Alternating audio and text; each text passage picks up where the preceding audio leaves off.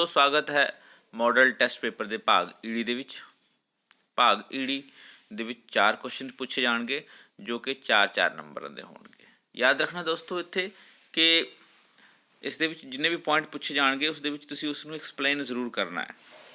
Explain ਕਰਨ ਤੋਂ ਬਾਅਦ ਹੀ ਨੰਬਰ ਜਿਹੜਾ ਹੈ ਫੁੱਲ ਆਊਟ ਆਫ ਫੁੱਲ ਆਏਗਾ। ਸਿਰਫ ਜੇ ਪੁਆਇੰਟ ਲਿਖ ਦੋਗੇ ਤਾਂ ਫਿਰ ਪੂਰੇ ਨੰਬਰ ਨਹੀਂ ਆਣਗੇ। ਜਿਵੇਂ ਕਿ ਇਸ ਕੁਐਸਚਨ ਦੇ ਵਿੱਚ ਦਿੱਤਾ ਹੋਇਆ ਰਾਜਕ੍ਰਿਤ ਨਾਗਰਿਕਤਾ ਕਿਸ ਤਰ੍ਹਾਂ ਪ੍ਰਾਪਤ ਕੀਤੀ ਜਾਂਦੀ ਹੈ, ਤੇ ਇਹ ਹੈ ਲੰਬਾ ਨਿਵਾਸ ਰਾਹੀਂ, ਵਿਆਹ ਰਾਹੀਂ, ਸਰਕਾਰੀ ਨੌਕਰੀ ਜਾਂ ਉੱਥੇ ਦੀ ਸੈਨਾ ਵਿੱਚ ਭਰਤੀ ਹੋ ਜਾਣਾ ਜਾਂ ਸੰਪत्ति ਖਰੀਦਣਾ। ਜੇ ਇੰਨਾ ਹੀ ਪੁਆਇੰਟਸ ਲਿਖ ਦੋਗੇ ਤਾਂ ਫਿਰ 2 ਨੰਬਰ ਹੀ ਆਣਗੇ। 4 ਨੰਬਰ ਦੇ ਲਈ ਤੁਹਾਨੂੰ ਪੁਆਇੰਟਸ ਨੂੰ ਐਕਸਪਲੇਨ ਕਰਨਾ ਪਵੇਗਾ। ਜਿਵੇਂ ਕਿ ਪਹਿਲਾ ਪੁਆਇੰਟ ਹੈ ਲੰਬਾ ਨਿਵਾਸ। ਕਿਸੇ ਦੇਸ਼ ਵਿੱਚ ਉੱਥੋਂ ਦੇ ਕਾਨੂੰਨ ਦੁਆਰਾ ਨਿਸ਼ਚਿਤ ਕੀਤੇ ਗਏ ਸਮੇਂ ਤੱਕ ਨਿਵਾਸ ਕਰਕੇ ਉੱਥੋਂ ਦੀ ਨਾਗਰਿਕਤਾ ਪ੍ਰਾਪਤ ਕੀਤੀ ਜਾ ਸਕਦੀ ਹੈ। ਇਸ ਤਰ੍ਹਾਂ ਤੁਸੀਂ ਇੱਕ ਪੁਆਇੰਟ ਨੂੰ ਐਕਸਪਲੇਨ ਕਰੋਗੇ। ਦੂਸਰਾ ਪੁਆਇੰਟ ਹੈ ਵਿਆਹ। ਜਦੋਂ ਕਿਤੇ ਇੱਕ ਦੇਸ਼ ਦੀ ਇਸਤਰੀ ਜਾਂ ਪੁਰਸ਼ ਕਿਸੇ ਵਿਦੇਸ਼ੀ ਨਾਲ ਵਿਆਹ ਕਰ ਲੈਂਦੇ ਹਨ ਤਾਂ ਉਸ ਇਸਤਰੀ ਜਾਂ ਪੁਰਸ਼ ਨੂੰ ਆਪਣੇ ਪਤੀ ਦੇ ਦੇਸ਼ ਦੀ ਨਾਗਰਿਕਤਾ ਜਾਂ ਉਸ ਪੁਰਸ਼ ਨੂੰ ਆਪਣੀ ਪਤਨੀ ਵਾਲੇ ਦੇਸ਼ ਦੀ ਨਾਗਰਿਕਤਾ ਪ੍ਰਾਪਤ ਹੋ ਜਾਂਦੀ ਹੈ। ਉਸ ਤੋਂ ਬਾਅਦ ਅਗਲਾ ਪੁਆਇੰਟ ਹੈ ਕਿ ਸਰਕਾਰੀ ਨੌਕਰੀ ਜਾਂ ਸੈਨਾ ਵਿੱਚ ਭਰਤੀ ਹੋ ਕੇ। ਕਈ ਦੇਸ਼ਾਂ ਵਿੱਚ ਸਰਕਾਰੀ ਨੌਕਰੀ ਪ੍ਰਾਪਤ ਕਰਨ ਵਾਲੇ ਜਾਂ ਸੈਨਾ ਵਿੱਚ ਭਰਤੀ ਹੋਣ ਵਾਲੇ ਵਿਦੇਸ਼ੀ ਨੂੰ ਉਸ ਦੇਸ਼ ਦੀ ਨਾਗਰਿਕਤਾ ਪ੍ਰਾਪਤ ਹੋ ਜਾਂਦੀ ਹੈ। ਅਗਲਾ ਪੁਆਇੰਟ ਹੈ ਸੰਪत्ति ਖਰੀਦਣਾ। ਕਈ ਦੇਸ਼ਾਂ ਵਿੱਚ ਇਹ ਕਾਨੂੰਨ ਪ੍ਰਚਲਿਤ ਹੈ ਕਿ ਜੇਕਰ ਕੋਈ ਵਿਦੇਸ਼ੀ ਉਹਨਾਂ ਦੇ ਦੇਸ਼ ਵਿੱਚ ਸੰਪत्ति ਖਰੀਦਦਾ ਹੈ ਤਾਂ ਇਸ ਆਧਾਰ 'ਤੇ ਉਸ ਦੇਸ਼ ਦੀ ਨਾਗਰਿਕਤਾ ਪ੍ਰਾਪਤ ਹੋ ਜਾਂਦੀ ਹੈ। ਅਤੇ ਇਹ ਸੀਗਾ ਪਹਿਲਾ ਪ੍ਰਸ਼ਨ ਭਾਗ ਈਡੀ ਦਾ। ਦੂਸਰਾ ਪ੍ਰਸ਼ਨ ਹੈ ਲੋਕਤੰਤਰ ਦੀ 4 ਮੁੱਖ ਵਿਸ਼ੇਸ਼ਤਾ ਲਿਖੋ। ਤਾਂ ਲੋਕਤੰਤਰ ਦੀ 4 ਮੁੱਖ ਵਿਸ਼ੇਸ਼ਤਾ ਹੈ ਕਿ ਜਨਤਕ ਪ੍ਰਭੂਸੱਤਾ ਦੀ ਵਿਵਸਥਾ ਹੁੰਦੀ ਹੈ, ਸਮਾਨਤਾ ਹੁੰਦੀ ਹੈ, ਸੁਤੰਤਰਤਾ, ਭਾਈਚਾਰਾ। ਲੇਕਿਨ ਸਿਰਫ ਪੁਆਇੰਟ ਨਹੀਂ ਲਿਖਣਾ, ਤੁਸੀਂ ਇਸ ਨੂੰ ਐਕਸਪਲੇਨ ਕਰਨਾ। ਜਨਤਕ ਪ੍ਰਭੂਸੱਤਾ ਦੀ ਵਿਵਸਥਾ ਮਤਲਬ ਹੈ ਕਿ ਲੋਕਤੰਤਰ ਪ੍ਰਣਾਲੀ ਵਿੱਚ ਪ੍ਰਭੂਸੱਤਾ ਅੰਤਿਮ ਰੂਪ ਵਿੱਚ ਲੋਕਾਂ ਦੇ ਕੋਲ ਹੁੰਦੀ ਹੈ ਅਤੇ ਲੋਕ ਹੀ ਜਿਸ ਤਰੀਕੇ ਨਾਲ ਚਾਹਣ ਉਹ ਸਰਕਾਰ ਨੂੰ ਬਦਲ ਸਕਦੇ ਹਨ, ਅਤੇ ਇਹ ਜਨਤਕ ਪ੍ਰਭੂਸੱਤਾ ਹੁੰਦੀ ਹੈ।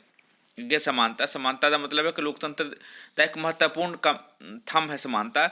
ਔਰ ਲੋਕਤੰਤਰ ਵਿੱਚ ਸਾਰੇ ਲੋਕ ਸਮਾਨ ਹੁੰਦੇ ਹਨ, ਉਹਨਾਂ ਦਾ ਸਮਾਨ ਅਧਿਕਾਰ ਹੁੰਦਾ ਹੈ, ਸਮਾਜਿਕ ਅਧਿਕਾਰ, ਕਾਨੂੰਨੀ ਤੌਰ 'ਤੇ ਉਹਨਾਂ ਦਾ ਅਧਿਕਾਰ ਸਮਾਨ ਹੁੰਦਾ ਹੈ ਅਤੇ ਰਾਜਨੀਤਿਕ ਸਮਾਨਤਾ ਵੀ ਉਹਨਾਂ ਨੂੰ ਮਿਲਦੀ ਹੈ।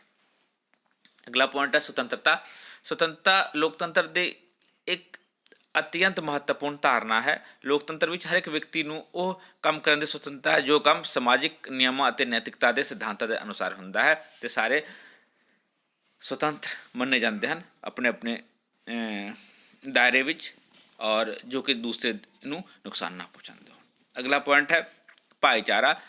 ਸਮਾਨਤਾ ਲੋਕਾਂ ਵਿੱਚ ਭਰਾਤਰੀ ਭਾਵ ਦੀ ਭਾਵਨਾ ਵਿਕਸਿਤ ਕਰਦੀ ਹੈ, ਜਿਸ ਦੇ ਫਲਸਰੂਪ ਲੋਕਾਂ ਵਿੱਚ ਆਪਸੀ ਸਹਿਨਸ਼ੀਲਤਾ, ਪ੍ਰੇਮ ਅਤੇ ਸਹਿਯੋਗ ਦੇ ਗੁਣ ਉਤਪੰਨ ਹੁੰਦੇ ਹਨ। ਇਹਨਾਂ ਗੁਣਾਂ ਤੋਂ ਬਿਨਾਂ ਲੋਕਤੰਤਰੀ ਸਿਧਾਂਤਾਂ ਨੂੰ ਉਚਿਤ ਰੂਪ ਵਿੱਚ ਲਾਗੂ ਨਹੀਂ ਕੀਤਾ ਜਾ ਸਕਦਾ ਹੈ। ਅਤੇ ਇਸ ਪ੍ਰਕਾਰ ਅਸੀਂ ਸਿੱਟਾ ਵੀ ਇਹਦਾ ਲਿਖ ਸਕਦੇ ਹਾਂ ਕਿ ਲੋਕਤੰਤਰ ਦੀਆਂ 4 ਮੁੱਖ ਵਿਸ਼ੇਸ਼ਤਾਵਾਂ ਹਨ: ਪ੍ਰਭੂਸੱਤਾ, ਜਨਤਕ ਪ੍ਰਭੂਸੱਤਾ, ਸਮਾਨਤਾ, ਸੁਤੰਤਰਤਾ ਅਤੇ ਭਾਈਚਾਰਾ, ਜੋ ਕਿ ਲੋਕਤੰਤਰ ਨੂੰ ਕਾਮਯਾਬ ਬਣਾਉਣ ਦੇ ਵਿੱਚ ਸਹਾਇਕ ਹੁੰਦਾ ਹੈ। ਇੱਦਾਂ ਕਰਕੇ ਤੁਸੀਂ ਇਸ ਦਾ ਸਿੱਟਾ ਵੀ ਲਿਖ ਸਕਦੇ ਹੋ 6 ਨੰਬਰ ਵਾਲੇ ਪ੍ਰਸ਼ਨ ਦੇ ਲਈ।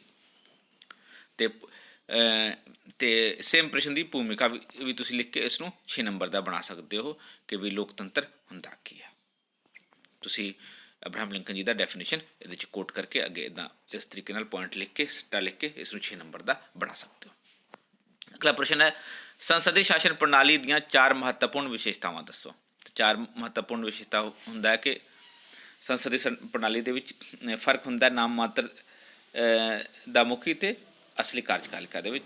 ਅਤੇ ਉਸ ਤੋਂ ਬਾਅਦ ਹੈ ਮੰਤਰੀ ਮੰਡਲ ਅਸਲੀ ਕਾਰਜਪਾਲਿਕਾ ਹੁੰਦਾ, ਕਾਰਜਪਾਲਿਕਾ ਅਤੇ ਵਿਧਾਨ ਪਾਲਿਕਾ ਵਿੱਚ ਨੇੜੇ ਦਾ ਸੰਬੰਧ ਹੁੰਦਾ, ਅਤੇ ਕਾਰਜਪਾਲਿਕਾ ਦਾ ਅਨਿਸ਼ਚਿਤ ਕਾਰਜਕਾਲ ਹੁੰਦਾ ਹੈ, ਅਤੇ ਮੰਤਰੀ ਮੰਡਲ ਜਿਹੜੀ ਹੈ ਉਦੋਂ ਤੱਕ ਹੀ ਸੱਤਾ ਵਿੱਚ ਰਹਿੰਦੀ ਜਦੋਂ ਤੱਕ ਕਰਕੇ ਉਹਨਾਂ ਨੂੰ ਸਪੋਰਟ ਅਤੇ ਉਹਨਾਂ ਦਾ ਕੌਨਫੀਡੈਂਸ ਰਹਿੰਦਾ ਹੈ, ਸੰਸਦ ਦਾ ਕੌਨਫੀਡੈਂਸ ਉਹਨਾਂ ਦੇ ਵਿੱਚ ਰਹਿੰਦਾ ਹੈ। ਇਸ ਤਰ੍ਹਾਂ ਦੇ ਤੁਸੀਂ ਪੁਆਇੰਟਸ ਬਣਾ ਲੈਂਦੇ ਹੋ, ਲੇਕਿਨ ਉਸ ਨੂੰ ਐਕਸਪਲੇਨ ਕਰਨਾ ਜਿੱਦਾਂ ਕਿ ਇੱਥੇ ਕੀਤਾ ਗਿਆ ਹੈ। ਨਾਮ ਮਾਤਰ ਸੰਵਿਧਾਨਕ ਮੁਖੀ। ਸੰਸਦੀ ਸ਼ਾਸਨ ਪ੍ਰਣਾਲੀ ਵਿੱਚ ਦੇਸ਼ ਦਾ ਮੁਖੀ ਨਾਮ ਮਾਤਰ ਦਾ ਸੰਵਿਧਾਨਕ ਮੁਖੀ ਹੁੰਦਾ ਹੈ। ਸੰਵਿਧਾਨ ਦੇ ਅਨੁਸਾਰ ਉਸ ਨੂੰ ਸਾਰੀਆਂ ਸ਼ਕਤੀਆਂ ਦਿੱਤੀਆਂ ਜਾਂਦੀਆਂ ਹਨ, ਪਰ ਉਹ ਉਹਨਾਂ ਦੀ ਵਰਤੋਂ ਆਪਣੀ ਮਰਜ਼ੀ ਨਾਲ ਨਹੀਂ ਸਗੋਂ ਮੰਤਰੀ ਮੰਡਲ ਦੀ ਸਲਾਹ ਨਾਲ ਕਰਦਾ ਹੈ। ਭਾਰਤ ਦਾ ਰਾਸ਼ਟਰਪਤੀ ਨਾਮ ਮਾਤਰ ਦਾ ਸੰਵਿਧਾਨਕ ਮੁਖੀ ਹੈ।